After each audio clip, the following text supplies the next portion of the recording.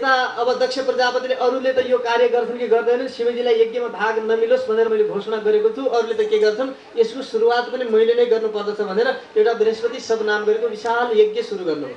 र त्यस यज्ञमा सम्पूर्ण देवी देवताहरू, लोकपाल देवताहरू, यज्ञमा यो पूजा गरिने जो भनिन्छ, यो पूजा गर्नु भनेको सम्पूर्ण देवताहरूलाई बोलाएर प्रत्येक देवताहरूको स्थान निश्चित गरेर उहाँहरूलाई प्रत्येक दिन दिनुपर्ने सम्मान हो।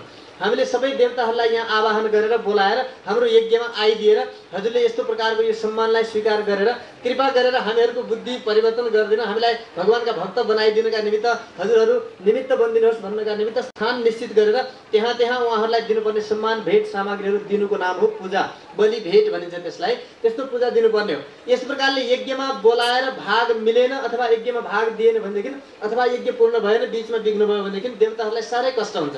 त्यसो हुनाले देवताहरूका लागि अरूले त कसैले गर्छन् कि गर्दैन भनेर आफैले नै शिवजीलाई भागबाट वञ्चित गर्नका निमित्त स्वयं उनी शिवजीका ससुरा दक्ष प्रजापतिले चाहिँ यस्तो प्रकारको यज्ञ सुरु गर्नुभयो। सारा देवताहरूलाई निमन्त्रण गरेको छ। इन्द्र, कुबेर, वरुण आदि सम्पूर्ण लोकपाल देवताहरू, दिग्पाल देवताहरू जति छन् सबैलाई बोलाउनु भएको छ। केवल शिवजीलाई मात्र निमन्त्रण मिलेको छैन। आकाश मार्गबाट आफ्नो विमानमा बसेर देवीहरूका साथमा सबै दक्ष प्रजापतिकै कन्याहरू, देवताकी पत्नीहरू छन्, सबै आकाश मार्गबाट आउँदैछन्। तिनीहरू सबै गएको देखेर सती देवीलाई पनि हो हाम्रो पिताजीको यज्ञमा घरमा यति ठुलो यज्ञ चल्दैछ, हामीलाई निमन्त्रण दिनु, ठुलो यज्ञ भएको हुनाले सायद बिर्सिनु भयो होला, हामीले पनि जान पाए हुन्थ्यो किसिमको इच्छा जाग्यो। एक्लै जानुभन्दा पतिका साथमा जानु राम्रो हुन्छ भनेर यस प्रकारले गएर शिवजीसँग चाहिँ निवेदन गर्न लाग्नुभयो। प्रभु, हाम्रा आज यज्ञमा जानका लागि सबै देवताहरू गइरहेका छन्, हजुर हामी पनि जाउँ न, किनभनेदेखि यज्ञमा कहिलेकाहीँ जान हुन्छ। प्रजापते ते ससुरस्य साम्प्रतम निर्यापितो यज्ञ महोत्सव किला। सतीदेवी कति बुद्धिमानी छिन्, कति चलाक छिन् भनेदेखि उहाँले परिचय दिँदाखेरि पनि के भनिन् भनेदेखि, हे शिवजी, हजुरका ससुराका घरमा यज्ञ हुँदैछ, हजुरका साथमा म पनि जान चाहन्छु, जाउँ न, किनकि हजुर त ज्येष्ठ जामात हुनुहुन्छ उहाँको। त्यसो हुनाले हजुरलाई सायद बोलाउन बिर्सिनु भएको होला। अनाहुता अप्यभियन्ति बन्धुसु, बन्धु बान्धवहरूका साथमा गुरुजनका घरमा मन्दिरमा यस्ता ठाउँमा चाहिँ नबोलाइकन पनि जान हुन्छ। त्यसो हुनाले हामी जाउँ न हजुरका साथमा भन्नु। हजुरका ससुराका घरमा यज्ञ छ भन्नुको तात्पर्य के हो भनेदेखि नारीहरूको जीवन प्राय गरेर पराधीन हुन्छ र एउटा न एउटा कसैको आश्रयमा नरहिकन इज्जत पनि राख्न सक्दैनन्। त्यसो हुनाले बाल्यावस्थामा पिताको अधीनमा, युवा अवस्थामा पतिको अधीनमा र वृद्धावस्थामा पुत्रहरूको अधीनमा रहेर यस प्रकारले आफ्नो जीवनलाई धर्मपूर्वक यापन गर्नु नारीहरूको परम कर्तव्य हुन्छ। त्यसो भएको हुनाले नारीहरूका लागि पितृकुल भन्दा पनि पतिकुल नै बढी गौरवान्वित हुने भएको हुनाले सतीदेवीले के भनिन् भनेदेखि आफ्नो सम्बन्ध भन्दा पनि पतिको सम्बन्धद्वारा आफू यसरी चिनिनु राम्रो हुन्छ भन्ने सम्झेर पुरुष परमात्मा हुनुहुन्छ, उहाँले लोकमा यस्ता लीला मात्र देखाएको, उहाँलाई कुनै प्रकारको यो रुने कराउने कष्ट छैन। राम हुन् परात्मा ती कहाँ विकारी, यस लोकमा छन् नररूपधारी, काम गर्न लागे ती नरै शरीका, लीला अपार छन् भगवान हरिका। यी अपार लीला भएका भगवान हरि हुनुहुन्छ, उहाँलाई कुनै प्रकारको त्यस्तो छैन, साक्षात हरि हुनुहुन्छ। तर सतीदेवीका मनमा के भयो भनेदेखि होइन, भगवान हुनुहुन्थ्यो भनेदेखि एउटी पत्नीको वियोगमा यस प्रकारले रोदन गर्नु कतिसम्मको सत्य हुन सक्छ? म विचार गर्दछु, परीक्षा गर्दछु, केवल भगवान भोलेनाथले भनेको मात्र मलाई विश्वास लाग्दैन। सीताजीको सुन्दर रूप बनाएर जान्छु, के गर्नु हुँदो रहेछ? शिवजी समाधिमा बसेको बेलामा सीताजीको सुन्दर रूप बनाएर उताबाट भगवान श्रीराम हाय सीते भनेर रुँदै रुँदै आउँदै हुनुहुन्छ, यताबाट सुन्दर सीताको रूप बनाएर जान्छु र यही छु प्रभु, किन रुनुहुन्छ भन्नुहोला, के गर्नु हुँदो रहेछ परीक्षा गर्छु भनेर सीताको सुन्दर रूप बनाएर सतीदेवी भगवान श्रीरामका समीपमा उपस्थित भइन्। जाँदा जाँदै पहिले नै सतीदेवीले बोल्ने मौकै नपाइकन भगवान श्रीरामले सीताको रूप धारण गरेर आए। सतीदेवीलाई देख्ने बित्तिकै पहिले नै भनिदिनु भयो, ओहो सतीदेवी आज एक्लै किन, भोले बाबा खोइ भनेर पहिले नै सोधिँदाखेरि लज्जित हुनुभयो र बिचैबाट फर्केर आउनुभयो। अब त एकदम पसिना पसिना भन्नुभयो। ओहो कसरी चिन्नुभयो भगवानले? सीताको रूप धारण गरेर जाँदाखेरि पनि मलाई सतीदेवी भनेर पुकार्नुभयो। जान्नुभयो भनेपछि भोलेनाथले भनेको सत्य रहेछ, उहाँ साक्षात परमपुरुष परमात्मा हुनुहुँदो रहेछ। भगवान शिवले पनि समाधिद्वारा थाहा पाउनुभयो कि आज सतीले मेरी माता जानकीको रूप धारण गरिन् भनेदेखि मातृ रूप धारण गरिसकेपछि यिनका साथमा अब पत्नीको व्यवहार असम्भव छ, आजैदेखि मैले त्याग दिन्छु भनेर शिवजीले उसै दिन त्याग दिनुभएको थियो। यता निमित्त मात्र यज्ञ बन्द छ, सतीदेवी यसरी त्यागेकी थिइन्। उभयतः मृत्यु, दुईटैतिरबाट मृत्यु देखिसकेको थियो। त्यसो हुनाले सतीदेवी यज्ञमा गइन्, कसैसँग पनि बोलिन्, मातासँग भेट गरिन्, पिताजीसँग पनि बोलिन्। बहिनीहरूले त्यस्ता प्रकारका व्यङ्ग्यात्मक कुराहरूद्वारा पनि हृदयमा अलिकति चोट पुर्याइन्। तर पनि शान्त हुँदै हुँदै तुरन्त यज्ञशालामा गइन्। यज्ञमा क्रमशः इन्द्र, कुबेर, वरुण आदि समस्त लोकपाल दिक्पाल देवताहरूको भाग छ। तर त्यहाँ के देखिनन् त भन्दाखेरि अरुद्र भागम, रुद्रको भाग छैन, अरू सबैको भाग छ।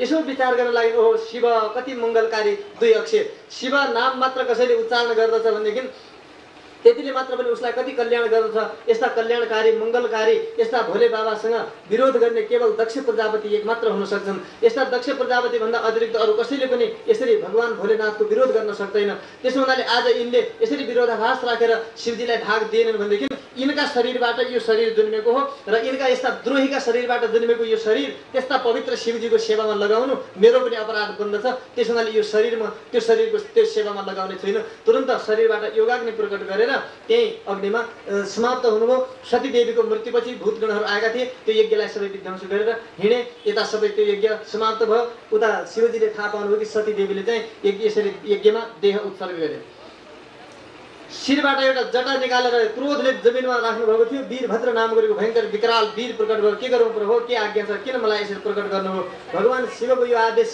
शिवले आदेश गर्नुभयो कि तिमीले गएर त्यो दक्ष प्रजापतिको यज्ञ दक्षसहित सबै समाप्त गरिदेऊ म तिमीलाई आफ्ना भट्टहरूमा सेवकहरूमा अग्रणी बनाइदिनेछु जाऊ भनेपछि सम्पूर्ण भूतगणहरूका साथमा वीरभद्र आज दक्ष प्रजापतिको यज्ञ विध्वंस गर्नका निमित्त जाँदै हुनुहुन्छ प्राचीन बर्ही राजाको शासनकालको कुरा हो प्राचीन बर्ही अत्यन्त उग्र शासक भएका हुनाले चोर डकैत फटाहाहरू कोही पनि थिएनन् अहिले यो उताबाट पूर्व दिशातिरबाट अत्यन्त धुल उडिरहेको छ न त अब गाईहरूको आउने समय छ न कुनै चोर डकैतको अवस्था छ तर पनि यस्तो प्रकारको यो के भयो प्रलय त हुँदैन भनेर लोक अत्यन्त त्रसित भइरहेका छन् सारा भूतगणहरूले आएर यज्ञमा कसैले कोही यज्ञशालामा गए कोही रसोईमा गए कोही कहीँ गए कसैले केही गरे सारा गएर यज्ञलाई ध्वंस गरिदिए दक्ष प्रजापतिलाई समातेर त्यसलाई काट्न खोजेको त काटिँदैन यज्ञमा दीक्षित भएको हुनाले त्यसलाई अस्त्र शस्त्रले काट्न सकेन वीरभद्रले चुडाएर साग चुडाए जस्तो गरेर चुडाएर त्यसलाई पनि अग्निकुण्डमा स्वाहा गरिदिनु भयो र अरूले कसैका दाँत भाँचिदिनु भयो कसैका आँखा निकालिदिनु भयो कसैको के गरिदिनु भयो यस हात भाँचिदिनु भयो सारा देवताहरू अङ्ग भङ्ग भए फर्केर गए यज्ञ विध्वंस भयो देवताहरूलाई बडा कष्ट भयो हृदय कराउँदै ब्रह्मजी महाराजको शरणमा गएर प्रार्थना गर्न लागे प्रभु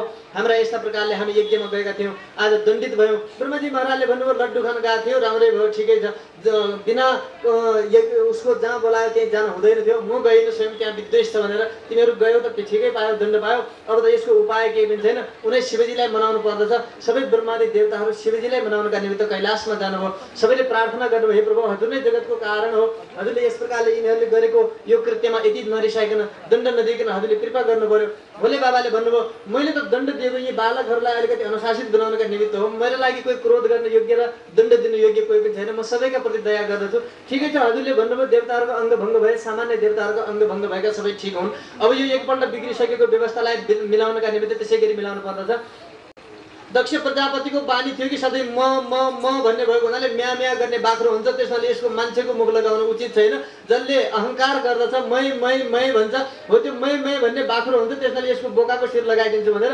मान्छेको टाउकामा बोकाको शिर अपरेसन गरेर ठिक बनाइदिनु भयो आजको विज्ञान हेर्नुहोस् ल मान्छेका शरीरमा कुनै अर्को चिजको अङ्ग ल्याएर खब्याएर अहिले त्यस्तो अपरेसन सक्सेस गर्न सक्छ त मान्छेकै शरीरमा मान्छेकै शरीर पनि सक्सेस गर्न सक्दैन तर पनि आजका मान्छेहरू विज्ञानले के नगरिसक्यो खोइ अध्यात्मले भनेर यस प्रकारले ललकार्न खोज्दछन् ज्ञानको कमी अनुसन्धानको कमी यहाँ देखिन्छ दक्ष प्रजापतिलाई त्यसरी जीवित गरिदिनु भयो त्यसपछि भृगु ऋषिका अलिकति त्यो शिवजीलाई गाली गरेको बेलामा हाँस्नु भएछ दाढी हल्लिएको रहेछ शिवगणहरूले दाढी लुसिदिएका थिए महाराज मलाई त दाढी दिनु पर्यो भनेको त भन्नुभयो तपाईँले दाढीको दुरुपयोग गर्नुभयो नहाँस्ने ठाउँमा हाँस्नुभयो त्यसमा अब तपाईँलाई दाढी मिल्दैन महाराज दाढी नभइकन त राम्रो हुँदैन अलिकति त चाहिन्छ महात्मा हुनलाई दिनुहोस् भनेपछि ल बोकाको दाढी भनेर त्यही दक्ष प्रजापतिको जो शिर लगाएको थियो त्यही बोकाको दाढी उहाँ चिप्काइदिनु भयो 88,000 ऋषिहरूमा सबभन्दा छोटो दाढी भएका भृगु ऋषि त्यस पछाडि पुषा नाम गरेका थिए एकजना ब्राह्मण उनले उनका दाँत भाँचिदिएका थिए मेरो त दाँत भाँच्यो महाराज तपाईँको चेलाले मलाई दाँत चाहियो कहिलेकाहीँ यसो चना सबैले चबाएको देखेपछि खान मन लागेको छ दिनुहोस् न दाँत भन्दाखेरि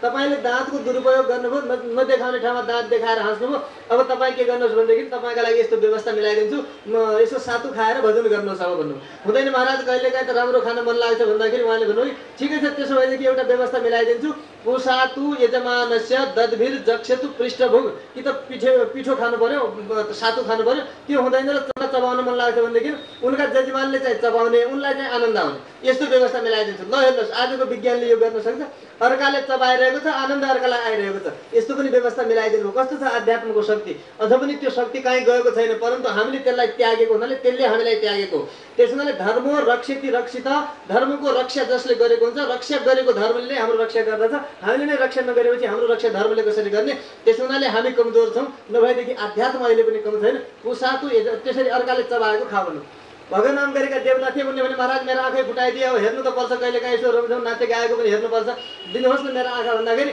तपाईँले त्यो सभामा बस्नु योग्य व्यक्ति सभ्य हुन्छ जुन सभामा अनादर भइरहेको छ महापुरुषको अपमान भइरहेको छ त्यस सभालाई चाहिँ चुपचाप लागेर हेरिरहन्छ र गलतलाई गलत र सहीलाई सही भनेर निर्णय गर्न सक्दैन भनेदेखि त्यो सभामा बस्नु योग्य होइन त्यसलाई असभ्य भनिन्छ तपाईले आँखाले हेरिकन त्यस्तो प्रकारको दुरुपयोग भएको देखेर पनि बोल्नु भएन आँखाको दुरुपयोग गर्नुभयो त्यस हुनाले अब तपाईलाई आँखा मिल्दैन आँखा अब भित्रको दृष्टि गरेर भित्रभित्रै ध्यान गर्नुहोस् र बस्नुहोस् भन्दाखेरि हुँदैन कहिले हेर्न मन लाग्छ भन्दाखेरि उहाँले भन्नुभयो कसरी त हेर्दाखेरि ठिकै छ मित्रका आँखाबाट हेर्ने कहिलेकाहीँ हेर्न मन लाग्यो भने खै म पनि हेर्छु भनेपछि मित्रको आँखाले ऊ पनि देख्ने आफू बसेको छ मित्रको आँखाद्वारा हेर्नुहोस् तपाईँ भनेर यस्तो व्यवस्था मिलाइदिनु र अङ्गभङ्ग भएका सबै हात खुट्टा टुटेका सामान्य दण्ड मिलेकाहरूलाई चाहिँ जस्ता तस्तै अङ्ग तयार गरिदिएर यज्ञ गर्नुभयो र फेरि दोबारा चाहिँ त्यस यज्ञको सुरुवात भयो त्यस यज्ञमा स्वयं भगवान श्रीहरि पनि प्रकट हुनुभयो यज्ञमा भगवान प्रकट हुने बित्तिकै दक्ष प्रजापतिले त्यही बाख्राको मुखले पनि प्रार्थना गरेको छ शुद्धम स्वधाम्नि परता खिल बुद्ध्यवस्तम चिन्मात्रमेकमोहं प्रसिद्ध मायाम हे प्रभु हजुरले एक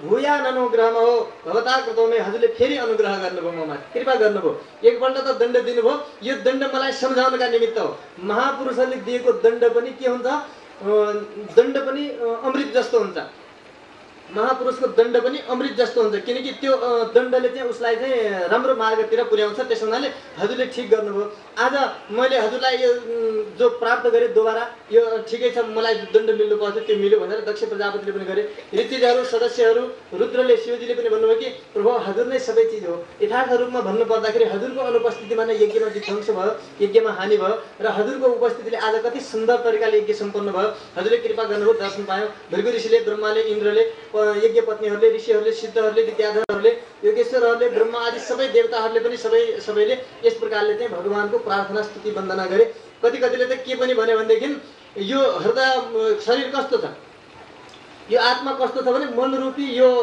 मत्त हात्ती हो यो अग्निले संसार रूपी तापले तातेको छ जबसम्म भगवानका अत्यन्त अमृतमय शीतल कथा मृतकानका माध्यमद्वारा यसले प्राप्त गराउँदैन तबसम्म यसको कहिले पनि ताप शान्त हुनै सक्दैन त्यस्ता हजुरका मङ्गलमय कथा छन् भगवानले प्रसन्न भएर सबैसँग हेर्नुभयो र भगवानले भन्नुभयो कि अहम ब्रह्मा च सर्वस्थ म ब्रह्मा शिव हानि जगतका तीन कारण हुन् तीन काम गर्नका निमित्त मैले नै तीन रूप धारण गरेको छु त्यसो हुनाले हामी तीनजनामा यदि कसैले भेद देख्दछ अलग देख्दछ भने त्यसले यथार्थमा देख्दैन हामी तीनैको एक एक काम छ अलग अलग मुक्तिका निमित्त म छु पालन गर्दछु र त्यसै प्रकारले सृष्टिका निमित्त ऊ त्यो रूप मैले नै लिएको हो र शिवको पनि त्यो रूप तात्पर्य के हो एकै हुँ भन्नुको तात्पर्य के हो भनेदेखि शिवका अन्तर्यामी रूपमा बसेर भगवानले जगतको संहार गर्नुहुन्छ ब्रह्माका अन्तर्यामी रूपमा शक्ति रूपमा बसेर भगवानले नै जगतको सृष्टि गर्नुहुन्छ र आफ्नो स्वयं विष्णु रूपमा चाहिँ भगवानले जगतको पालन र जगतलाई मुक्ति दिने काम गर्नुहुन्छ तीनैको एकै रूप होको तात्पर्य के हो भने भित्री रूप चाहिँ एकै हो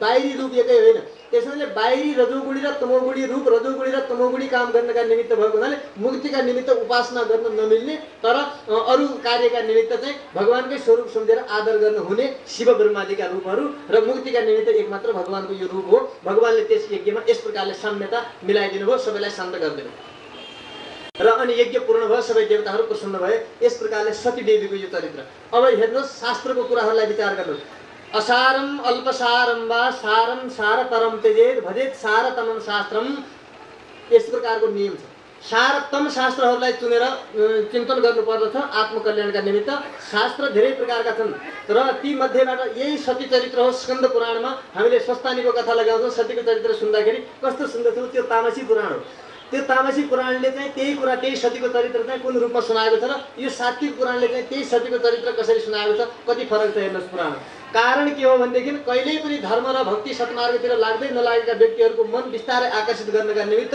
उनीहरूले चाहेका विषय अनुसारको नै वर्णन गरेर त्यस्ता प्रकारका विषयहरूबाट बिस्तारै बिस्तारै तिनै किसिमका कथानकहरू बनाएर त्यस परम तत्त्वमा चाहिँ रुचि पैदा गरेर बिस्तारै बिस्तारै सात्विक बनाउँदै त्यसको आत्माको कल्याण गर्ने एउटा मुख्य नीति रहेको हुनाले पहिले त्यसमा के भयो भनेदेखि संसारमा मात्र आसक्त भएका प्रेमको प्रसङ्गमा मात्र आसक्त भएका प्राणीहरूलाई यसरी आकर्षित गर्नका निमित्त सतीको त्यस्तो चरित्र गाइयो कि शिवजीले सतीको शरीर समाप्त भएपछि शरीरमा काँधमा बोकेर हिँड्नुभयो सारा अङ्गहरू खसे सारा दुनियाँ भयो सडेर गलेर अब एउटा विवेकशील पुरुषहरूले विचार गर्ने कुरा के हो भनेदेखि त्यस्तो एउटा त्रिदेव मध्येको एउटा महान देव भगवान भोलेनाथले एउटी पत्नीको अङ्ग सिनो सडेर त्यस्तो दुर्गन्धी आउँदैसम्म के आफ्नो काँधमा बोकेर हिँडेको उचित हुन सक्छ? उचितै छैन। तर पनि प्रेमको प्रसङ्ग यति डह्रो हुनुपर्दछ भन्ने सिकाउनका निमित्त प्रेम प्रसङ्गमा मात्र व्याकुल भएका, आध्यात्मिक चिन्तन नभएका, त्यस्तो दृष्टिमा नपुग्न सकेका प्राणीहरूलाई त्यस्तो प्रसङ्ग सुनाउँदा के हुन्छ?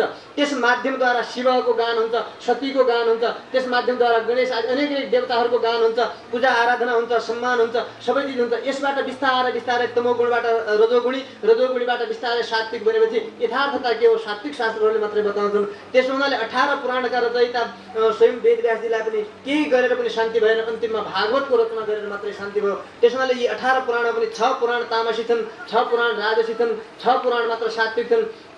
तामसी पुराणहरूले भनेका कुराहरू तबसम्म मात्र प्रमाणित हुन्छन् जबसम्म राजसी पुराणहरूको उपस्थिति हुँदैन। राजसी पुराणको उपस्थिति भइसकेपछि तामसी पुराणले भनेका सम्पूर्ण कुराहरू फेल हुन्छन्। तिनीहरूले भनेको एउटा कुरा पनि आत्मकल्याणको लागि कामयाब छैन, ग्रहण गर्न योग्य छैन। त्यस पछाडि ती राजसी पुराण पनि तबसम्म मात्र कामयाब छन् जबसम्म हामी सात्विक पुराणसम्म पुग्दैनौँ र सात्विक पुराणको उपस्थिति पछाडि राजसी पुराणहरू पनि समस्त काम नलाग्ने भइसकेका हुन्छन् र अन्तिममा आत्मकल्याणका निमित्त केवल सात्विक पुराणहरूले भनेका कुराहरू मात्र हाम्रो आत्माका लागि उपयोगिता छन्, उपयोगी छन्। त्यसो भएको हुनाले यस्ता प्रकारका छन्। यो कुरा यी चरित्रहरूबाट यसरी थाहा हुन्छ। अब यो अहिलेसम्मका प्रसङ्गमा हामीले मनु महाराजका कन्याको वंश मात्रै सुन्यौँ। अब हामी जाँदैछौँ दुईटा पुत्रहरूको वंशमा। प्रियव्रत र उत्तानपाद नाम गरेका दुईजना छोराहरू छन् मनु महाराजका। ती दुईजना छोरामा जेठाको नाम हो प्रियव्रत र कान्छाको नाम हो उत्तानपाद। माने मनुष्यका दुईटा सन्तान छन्। ध्रुव चरित्र हजुरहरूले सबैतिर कथानक सुन्नुभएकै छ, सुनेकै छ। ध्रुव चरित्रको हामीले तात्पर्यका रूपमा ध्रुव चरित्रहरू वर्णन गर्दैछौँ। राम्रोसँग हजुरहरूले आफै आफ्नो बुद्धिले सम्झिनु होला। मानव मात्रका पहिले त दुईटा सन्तान छन्। एउटा सन्तान कस्तो छ भनेदेखि उत्तानपाद, अर्को सन्तान छ प्रियव्रत। प्रियव्रत भनेका नित्यात्मा मुक्तात्मा हुन्। यस जगतको सृष्टि गर्दाखेरि प्राणीहरू आत्मा दुई प्रकारका छन्। एउटा आत्माहरू उहाँ नित्यात्मा मुक्तात्मा बनेर परमात्माका साथमा बसेका छन्, तिनीहरू हुन् प्रियव्रत। प्रिय परमात्मालाई प्राप्त गर्नु नै छ व्रत जसको, सङ्कल्प जसको, त्यस्ता किसिमका प्राणीहरूलाई, आत्माहरूलाई प्रियव्रत भनिन्छ। एक किसिमको प्राणीहरूको पाटो त्यस्तो छ। अर्का किसिमको प्राणीहरूको पाटो कस्तो छ? उत्तानपाद। उत्तानपाद भनेको गर्भमा आएर यो संसारको जन्म मृत्युको चक्करमा परिरहेको यस्तो प्रकारको जीवलाई चाहिँ उत्तानपाद भनिन्छ। गर्भमा तल टाउको माथि खुट्टा गरेर यसरी बसेको हुन्छ, त्यो उत्तानपाद हो। प्रियव्रतलाई यस संसारको राजा बन्नका निमित्त धेरै प्रयास गर्दाखेरि पनि उनले प्रिय परमात्मा प्राप्त गर्नु नै व्रत भएको हुनाले उहाँले यो संसारको राज्य चाहनु भएन। म राजा हुन्न भन्नुभयो र भगवानको ध्यान चिन्तन मननमा, भगवानको सेवा कैङ्कर्यमा जानु नै मेरो जीवनको परम लक्ष्य हो भन्ने सम्झेर जेठा पुत्रले चाहिँ राजा बन्न चाहनु भएन मनु महाराजको, र कान्छा पुत्रलाई चाहिँ राजा बनाइयो जो उत्तानपाद, यो जीवात्मा हो जो संसारमा गर्भमा आएर जन्मेको छ। अब प्रियव्रतको त कथै अलग छ। प्रियव्रत त धन्य भइहाल्यो, जसले परमात्मालाई चिन्यो, नित्यात्मा मुक्तात्मा बनेर बसेको छ, उसको अलग कुरा छ। अब यो उत्तानपाद जीवको कुरालाई हामी सुनौँ। उत्तानपादले पनि यहाँ आएर राजा बनेर, पृथ्वीको राजा बनेर के गर्यो त भन्दाखेरि दुईटा पत्नीका साथमा विवाह गरेको छ। हामी सबै उत्तानपाद हौँ, एउटा सम्झिनु होला, आफूलाई नै उत्तानपाद सम्झिनु होला। हामी सबै गर्भमा तल टाउको माथि खुट्टा गरेर 9 महिनासम्म बसेर त्यो गर्भको यातना भोगेर जन्मेका हुनाले उत्तानपाद हामी जीवात्माको नाम हो। एउटा जीवात्मा जो यो संसारको जन्म मृत्युको चक्रमा परिरहेको छ, त्यस्तो जीवात्मालाई चाहिँ उत्तानपाद भनेर भनिन्छ। त्यो जीवात्मा हामी सबै हौँ। हामी सबैका दुई दुईवटा पत्नी छन् भन्नाले नारीहरूका पनि पत्नी हुन्छन् त भन्दाखेरि यहाँ सबै नारी नै हुन्। पुरुष त एकमात्र परमात्मा, हामीले हिजो पनि भन्यौँ, एकमात्र परमात्मा पुरुष हुनुहुन्छ। बाँकी जगत ब्रह्म पुरुषरम, एकमात्र नारायण पुरुष, बाँकी सबै नारीहरू हुन्। लोक व्यवहारका निमित्त यहाँ पुरुष नारी बनाइदिएको मात्रै हो। यो लोक व्यवहार हो, यथार्थ रूपमा कोही पुरुष छैन, सबै नारीहरू मात्रै छन्। त्यसो हुनाले ती नारीहरूका दुईटा पति छन् भनौँ न। त्यो पुरुषको यहाँ पनि त्यो आत्माको संज्ञा पुरुषै मात्रै हो, फेरि आत्मा पुरुष हो। त्यसो हुनाले त्यसका दुईटा पत्नी छन्। एउटी पत्नीको नाम हो सुनीति, अर्को पत्नीको नाम हो सुरुचि। यी दुई पत्नीको तात्पर्य के हो भनेदेखि यहाँ जन्म मृत्युको चक्रमा संसारमा परेको जीवात्माका दुईटा व्यवहार छन्, दुईटा सोचाइ छन्। एउटा कस्तो छ भनेदेखि सुनीति भनेको शास्त्रले के भनेको छ, वेदले के भनेको छ, भगवानले जीवात्मा मात्रका लागि कस्तो आदेश गरेको छ, त्यो आदेश अनुसार नै चल्नु पर्दछ भन्ने मान्यता राख्ने एउटा पत्नी छ भनेदेखि अर्को पत्नी हाय वेदशास्त्र भनेको केही पनि होइन, त्यस्तै हुन्, गफ हुन्, त्यो आफ्नो मनमा जे लाग्दछ आफ्नो इच्छा अनुसारको काम गर्नु पर्दछ भन्ने स्वस्य रुचि सुरुचि, आफ्नो इच्छा मुताबिक चल्ने, वेदशास्त्रको मर्यादालाई परित्याग गरेर चल्ने अर्को पाटो छ। यी दुईटा पाटा प्रत्येक व्यक्तिका साथमा छन्। कहिलेकाहीँ नीति अनुसार चल्न पनि मन लाग्दछ भनेदेखि कहिलेकाहीँ आफ्नो मनमानी रूपमा आफ्नो इच्छा अनुसार चल्न पनि मन लाग्दछ। यो जीवात्मालाई त्यस्तो छ। त्यस्तो किसिमले यी दुईटा पाटा भएका हुनाले अब यी दुईटा पाटामा यदि कसैले त्यो सुरुचिलाई के अरे सुनीतिलाई चाहिँ स्वीकार्दछ भनेदेखि सुनीतिबाट के हुन्छ प्राप्ति भनेदेखि ध्रुवको प्राप्ति हुन्छ। ध्रुव भनेको मोक्ष हो, मुक्ति प्राप्त हुन्छ। यदि सुनीति पत्नीलाई स्वीकार्दछ र सुनीति अनुसार चल्दछ, वेद शास्त्र अनुसार भगवानको आदेश अनुसार यस जीवनलाई कसरी लानु पर्दछ त्यस शैली अनुसार यस जीवनलाई बिताउँछ भनेदेखि त्यसबाट ध्रुवको जन्म हुन्छ अर्थात् मुक्ति प्राप्त हुन्छ। र सुरुचिका लाई मान्यता दिएर आफ्नो मनमानी रूपमा चाहिँ हिँड्दछ, वेद शास्त्र विरुद्ध चल्दछ भनेदेखि त्यस अवस्थामा त्यसबाट एउटा पुत्र जन्मिन्छ जसको नाम हो उत्तम। उत्तमको अर्थ हुन्छ उद्गतः तम, माने बढेको तमोगुण जसको फल हो नरक। त्यसबाट हामीले नारकीय यातना भोग्नु पर्दछ। यी दुईटा पत्नीका दुईटा सन्तान अर्थात् दुईटा हाम्रा विचारधाराका दुईटा जीवनशैलीका दुई प्रकारका सन्तान अर्थात् दुई प्रकारका फल, ती दुईटा फलहरू हामीले पाउँदछौँ। अब ध्रुव र उत्तमको जीवात्माले के गर्दछ त, कसरी समन्वय गर्दछ त भन्दाखेरि उत्तमलाई चाहिँ काखमा राख्न खोज्दछ। आफ्नो रुचिद्वारा प्राप्त भएको जो फल हो त्यसलाई चाहिँ उसले समाति राख्न खोज्दछ, परन्तु वेद शास्त्रको नीतिद्वारा प्राप्त भएको जो ध्रुव हो, मुक्ति हो, त्यसलाई चाहिँ पन्छाएको हुन्छ, पर राखेको हुन्छ। आजको मान्छे पनि भौतिकतालाई अगाडि बढाउँछ, काखमा राख्दछ, सांसारिक पदार्थहरूलाई चाहिँ अगाडि प्रश्रय दिएको हुन्छ, परन्तु आध्यात्मिक वस्तुलाई सबैभन्दा टाढा राखेको छ। आज जङ्गलमा घर बनाएर सुनीतिलाई राखिएको छ, दरबारबाट निकालेर जङ्गलमा घर बनाएर राखिएको छ। संसारका समस्त चेतनहरूले पनि आज धर्मरूपी पत्नीलाई चाहिँ निकालेर एकान्त जङ्गलमा बास बनाएर एउटा कुटिया बनाएर राखेको छ। दरबारबाट निकाल्नुको तात्पर्य आफ्नो हृदयबाट निकालिदिएको छ। आज सम्पूर्ण नेपालमा पनि सम्पूर्ण व्यक्तिहरूका हृदयमा यदि धर्म थियो भनेदेखि हामीले दोष कसलाई दिन्छौँ भनेदेखि हाम्रो देशमा त धर्मनिरपेक्ष घोषणा गरिदियो भनेर नेताहरूलाई हामीले दोष दिन्छौँ। हाम्रा अग्रणी हामीले चुनेर पठाएका नेताहरूलाई हामीले दोष दिन्छौँ। उनीहरूले के गरून्, जे देखे हामीलाई जसले पठाएको हो, जस्ता किसिमको उनीहरूको चाहना छ त्यही अनुसारको हामीले घोषणा गर्नुपर्छ भनेर त्यो घोषणा गरेका हुन्। आफ्नो हृदयमा हात राखेर भन्नुहोस् हामी धर्मका प्रति कति कृतज्ञ छौँ र हामी धर्मका प्रति कति लगाव छ हामीहरूको। काहीँ सत्सङ्ग भइरहेको छ, 2 मिनटका लागि समय हुँदैन, 10 मिनटका लागि समय हुँदैन। कहिलेकाहीँ जीवनमा पूजापाठ इत्यादिहरू कस्तो हो त्यो हामीलाई हुन सक्दैन। धर्म कर्म पूजापाठमा कहाँ के भइरहेको छ, कहिलेकाहीँ यसो जानुपर्दछ, यो वेद शास्त्रहरू के भइरहेको छ, कहिलेकाहीँ यसो ब्राह्मणहरू पनि पढाउनु लेखुन् अथवा त्यस्ता किसिमको संस्कृत विद्याको के भइरहेको छ त्यसप्रति चासो काहीँ छ त हामीहरूलाई। जब हामीहरूका मनमा नै हाम्रा नेताहरूले देखेनन् भनेदेखि सबैका मनबाट निक्लेको वस्तु देखेर उनीहरूले घोषणा गरिदिए। यदि हाम्रा मनमा छ भने कसको दम छ यो धर्मनिरपेक्ष गर्न सक्ने, कसको तागत छ हाम्रो चाहनाभन्दा विपरीत गर्न सक्ने, हामीले चुनेका हामीले पठाएका हाम्रा नेतृत्व पङ्क्तिमा बसेका व्यक्तिहरूले हाम्रा इच्छाका विपरीत केही घोषणा गर्न सक्ने अधिकार कसले दिन सक्छ, कसले गर्न सक्दछ। तर यी कुराहरू हामीले जानेकै छैनौँ। हाम्रा मनमा रहनु पर्दछ धर्म। तर जब हाम्रा मनबाट निक्लिँदैन भनेदेखि मनरूपी दरबारबाट धर्मको पुत्र ध्रुवलाई र धर्मकी आमा सुनीतिलाई निकालेर हामी जङ्गलमा बास दिन्छौँ, जङ्गलमा कुटिया बनाएर बसाउँछौँ भनेदेखि त्यस अवस्थामा अनि के हुन्छ त, उद्गत तम, बढेको तमोगुण त्यो उत्तम बालक हाम्रो काखमा बस्दछ। तमोगुणको फल के हो, काहीँ मारिन्छन्, काहीँ काटिन्छन्, मदिरा मांस इत्यादिहरूको चलन हुन्छ। सारा कसैको इज्जतको सवाल हुँदैन। बिहान घरबाट निस्केको व्यक्ति बेलुका घर आउने होइन। यस्तै आतङ्क र उग्रवादी यस्तै प्रकारको प्रवृत्ति बढ्दछ। यो तमोगुणको प्रभाव हुन्छ। यही हुन्छ शान्ति र आनन्दको अनुभूति कसैले पनि गर्न पाउँदैनन्। यस्तो भइरहेको उत्तमलाई काखमा राखेर ध्रुवले पनि चाहन्छ जङ्गलमै पठाएको भए पनि टाढै भए पनि भगवानको कृपा यस्तो छ कि आहा बिचरा यो जीवात्माले नराम्रो बाटो अपनाएको हुनाले, नराम्रो चिज आफ्नो इच्छा अनुसार मनमानी रूपमा चलेको हुनाले आज यसले दुःख पायो, यसलाई मैले स्वीकार्नु पर्दछ। कठै त्यसको काखमा गएर बस्न पाए हुन्थ्यो भनेर ध्रुव कहिलेकाहीँ त्यो उत्तानपादको काखमा बस्न चाहन्छ।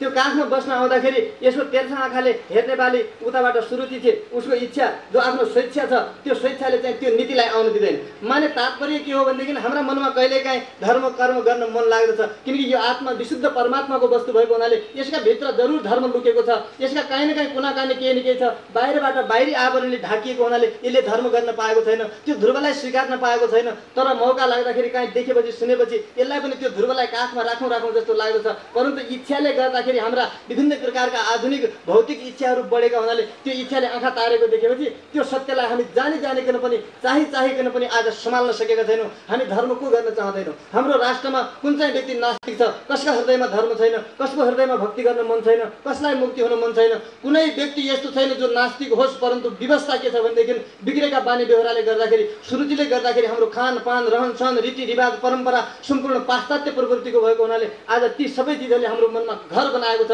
र त्यो सत्यलाई काखमा राख्न चाहँदै पनि त्यसलाई पन्छाएर पर राख्न खोजिरहेको छ। अपमानित भएको मोक्षले पनि म अवश्य पनि अब आफै तपस्या गरेर भए पनि यसलाई कल्याण गर्दछु भनेर अहिले वनमा गइरहेको छ। तर यस प्रकारले दृढ सङ्कल्प गरेर वनमा गइरहेको त्यो बालकलाई मार्गमा स्वयं गुरु भेटिनुहुन्छ देवर्षि नारदजी महाराज। बाबु यसरी जानु हुँदैन, यसरी निस्किनु राम्रो होइन भनेर यस प्रकारले खुब सम्झाउनुहुन्छ। तर पनि नारदजीले दिएको उपदेशानुसार 5 महिनाको बालकले 5 वर्षको बालकले केवल 5 महिनासम्म गरेको कठोर तपस्याद्वारा त्यस सत्य परमात्मालाई प्राप्त गरेर देखाइदियो। त्यो बालकले स्वयं यस जीवात्माको कल्याणका निमित्त जङ्गलमा आफूले गएर तपस्या गरेको हुनाले आज घरमा बसेको त्यो उत्तानपादका मनमा स्वयं खेद पैदा भएको छ। हेर्नुहोला, पाश्चात्य जगतका प्राणीहरूको त्यो विभिन्न प्रकारका भौतिक चिजहरूको उपभोगको लालसाले आज हामीले आफ्नो संस्कृति परम्परा बोली चाली सबै परित्याग गरे तापनि आज जसरी विदेशीहरू यस संस्कृतिको लालायत भइरहेका छन्, आज विदेशमा जाने अमेरिकामा एउटा न्यू वृन्दावन भनेर खोलेका छन्। अमेरिकाको राष्ट्रपतिले हेर्नुहोस्, हजुरहरूले एउटा प्रत्यक्ष उदाहरण देख्नुहोला, आफ्ना देशका उद्दण्ड भएका युवाहरू र सुरुचिमा हिँड्ने युवाहरू जति थिए तिनीहरूलाई अनुशासित बनाउनका निमित्त अरबौं अरब रुपियाँ खर्च गर्यो। तर अरबौं अरब रुपियाँ खर्च गर्दाखेरि आफ्ना युवाहरूलाई अनुशासित गर्न नसकेपछि प्रभुपाद भक्ति वेदान्त स्वामी भन्ने हुनुहुन्छ वृन्दावनमा, उहाँले यस प्रकारले जब अमेरिका जाने उहाँका भक्तहरूले बोलाउनु भयो, उहाँले बोलाएपछि त्यहाँ गएर उहाँले यसो राष्ट्रपतिसँग भेट्ने मौका पाउनुभयो। भेटेपछि उहाँले राष्ट्रपतिले निवेदन गर्नुभयो कि महाराज मेरा युवाहरूलाई अनुशासित बनाउनका निमित्त मैले यति प्रयास गरेँ, यति खर्च गरेँ, तर भएनन् कोही पनि। तर के उपाय छ हजुरले गर्न सक्नुहुन्छ भन्दाखेरि उहाँले 6 महिनासम्म कार्यक्रम गर्नका निमित्त अनुमति माग्नुभयो।